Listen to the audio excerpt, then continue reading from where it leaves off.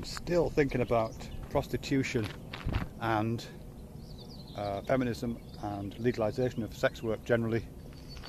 And again, it's triggered by this video that Zomgits Chris uploaded on her channel featuring 7 women talking about their kind of empowerment in that area. Very generative video, that, I must say. I really enjoy videos that just provoke complex and difficult discussions, and this video certainly did that. I'm looking forward to Gary's video actually on No More Kids.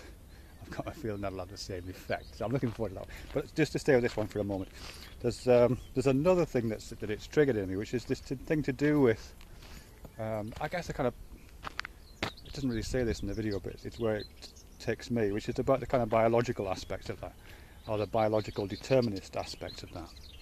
So one of the women on the video, I'm sorry I can't remember who it is, says something to the effect that, well, they're kind of repeating that phrase about prostitution being one of the oldest professions in the world, and following up by, it's not going anywhere, which clearly it isn't.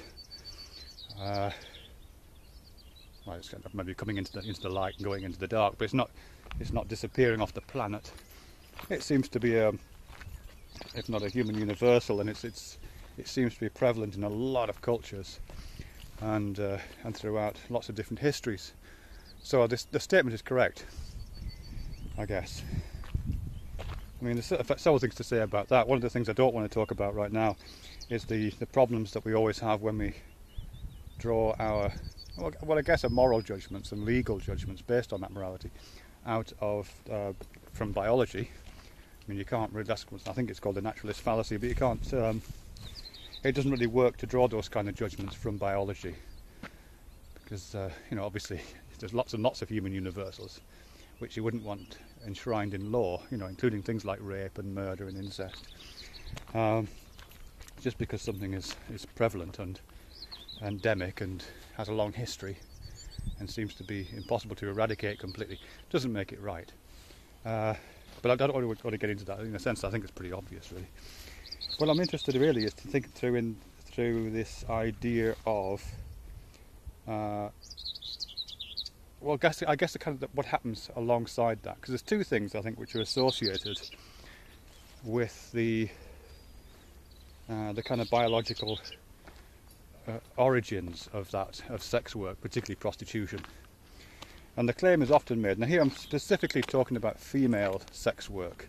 I know there is male sex work as well, and I'm not ignoring that completely, but here I want to focus particularly on female sex work and the role of female prostitutes.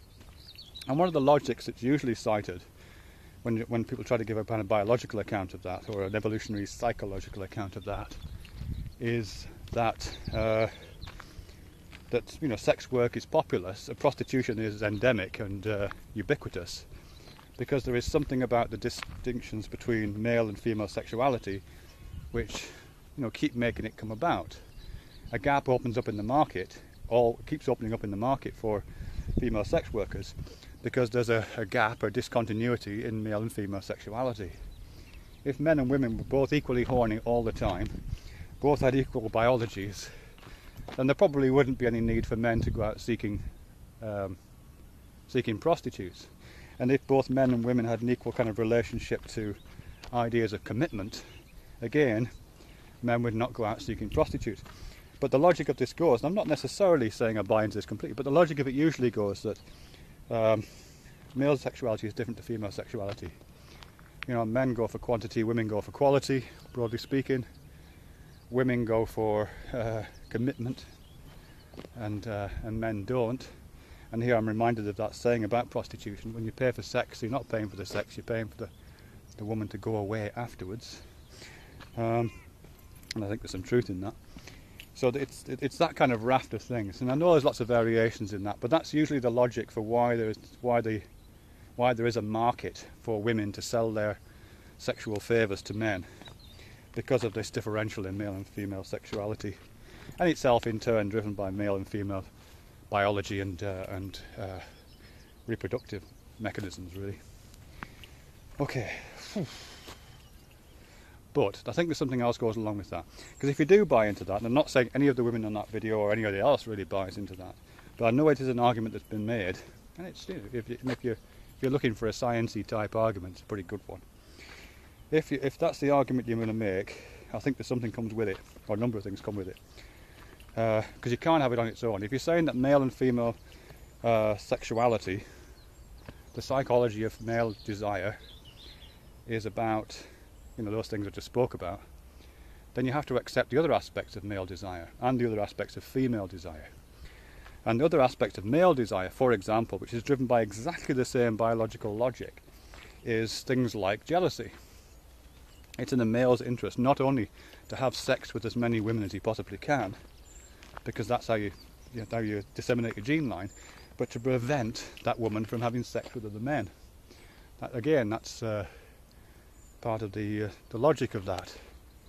There are kind of female equivalents of that, but they happen so I understand, they happen within a kind of sperm war situation. But just focusing on the other thing for now.